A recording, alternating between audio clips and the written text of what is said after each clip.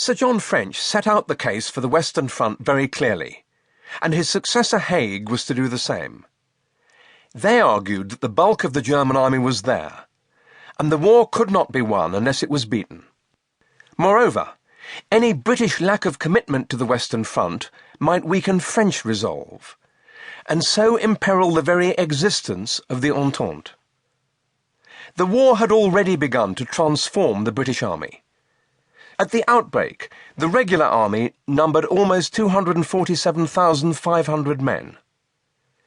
By November 1918, over 5,700,000 men had passed through the army, slightly over 22% of the adult male population of the United Kingdom. Kitchener had made his reputation first as Commander-in-Chief of the Egyptian Army, defeating the dervishes at Omdurman in 1898. In 1914, he was appointed Secretary of State for War, an unusual post for a field marshal, but one apparently justified by his towering status with the British public.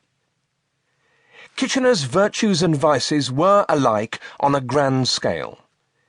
He believed it would be a long war and planned accordingly, with a breadth of vision few could equal.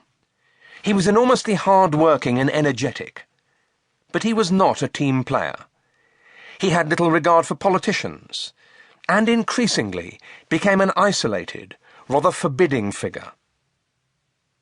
On the 7th of August 1914, Kitchener appealed for his first 100,000 recruits, and his face, emphasizing, "Your country needs you," glared down from the billboards. Recruiting soon became a flood. In the first 8 weeks, 761,000 men joined the army. Kitchener was astute enough to harness local enthusiasm.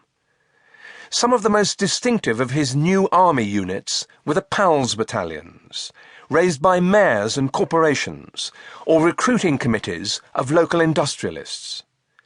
Typical examples were the 10th Battalion, the Royal Fusiliers, the Stockbrokers Battalion, and 16th Northumberland Fusiliers, the Newcastle Commercials. In some PALS battalions, a man's pre-war status was reflected in his military rank, and mill owners commanded companies containing their workers. In others, there was a fierce pride in not taking a commission.